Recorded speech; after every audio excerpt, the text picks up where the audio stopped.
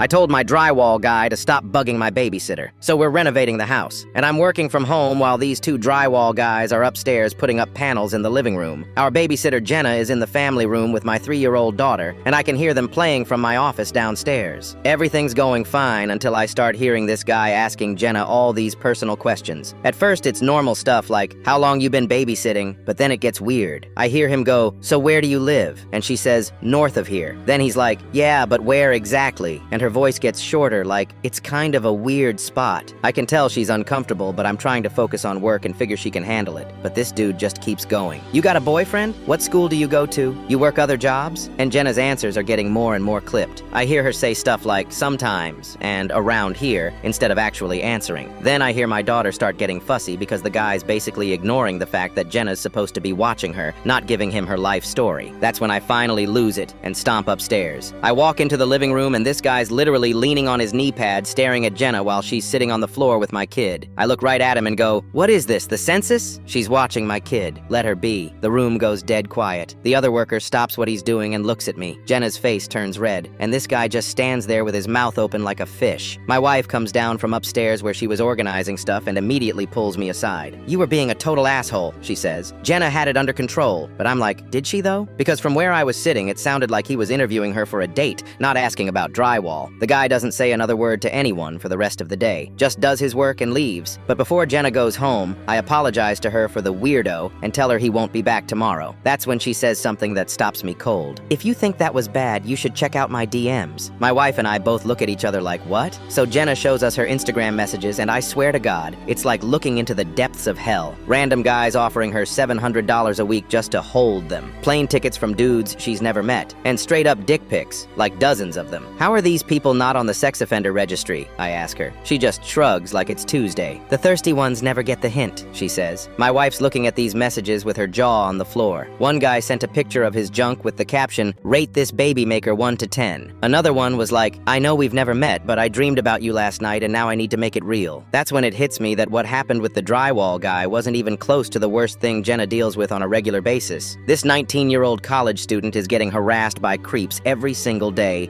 and she's just used to it. The next morning, I call the contractor and tell him that specific worker isn't allowed back in my house. He starts asking why, and I tell him the guy was making my babysitter uncomfortable. The contractor goes, oh, that's Tony. Yeah, we've had complaints about him before. He's a good worker, though. I don't care if he can make walls out of gold, I tell him. Keep him away from my house. 2 days later, we get the new guy, and he's completely professional. Says hello to Jenna, asks if she needs anything moved for the work, then leaves her alone. Does his job, cleans up, done.